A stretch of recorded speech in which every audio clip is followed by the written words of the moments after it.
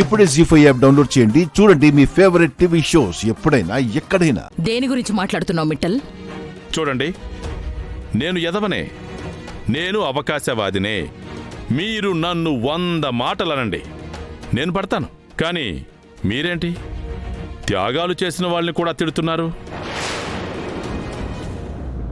మీకోసం మంచి చేద్దాం అనుకున్న వాళ్ళని కూడా మోసగాళ్ళని అంటున్నారు. చెప్పేదేదో సూటిగా చెప్పు.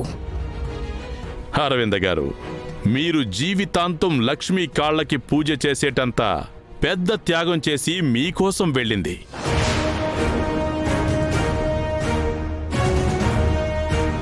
అలాంటి అమ్మాయిని మీరు కోడలు అనే స్థానానికి తగదు అంటున్నారు. కుటుంబానికి ద్రోహం చేసిన మోసగత్తే అంటున్నారు. మీ ధోరణేంటో నాకు అర్థం కావడం లేదు.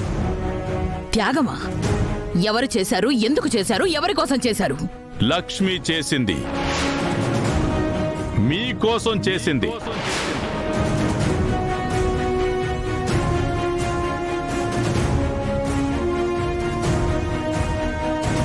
నా కోసం త్యాగం చేయడం ఏంటి? మిత్రాకి శాశ్వతంగా దూరం అయిపోమని, ఇక మళ్ళీ జీవితంలో కనిపించకూడదని మనీషా లక్ష్మికి కండిషన్ పెట్టింది.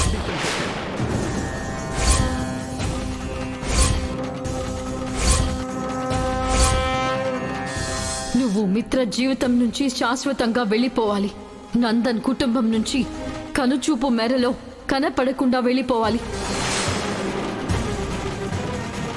లక్ష్మి అలా చెయ్యకపోతే తన తల్లిని చంపిన కారణంగా మిమ్మల్ని జైలుకు పంపిస్తానని లక్ష్మిని బెదిరించింది.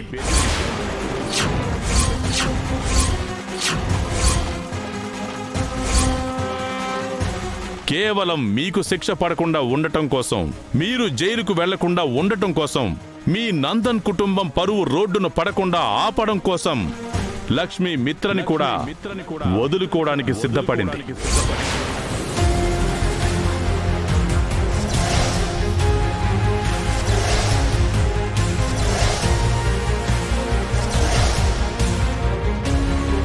ఆఫ్ కోర్స్, నేను విలన్ని కదా.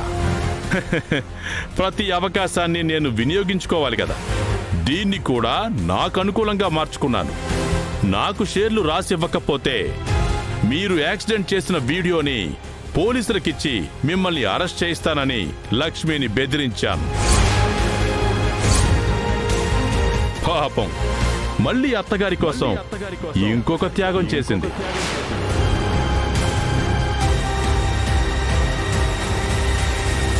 నేను ఎంత చెడ్డవాణ్ణైనా మరీ అంత మంచితనాన్ని పొగడకపోతే అస్సలు బాగోదు. అందుకే నిజాలన్నీ ఓపెన్గా చెప్పేశాను. ఇక లక్ష్మి మీద నిందలే వేసుకుంటారో నిజాలే తెలుసుకుంటారో మీ ఇష్టం.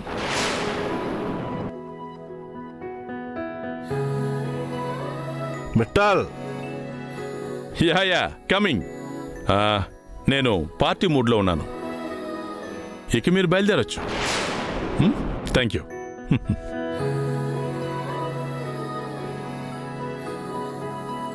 జీ5 యాప్ డౌన్లోడ్ చేసి అన్ని ఎపిసోడ్స్ పూర్తి ఉచితంగా చూడండి.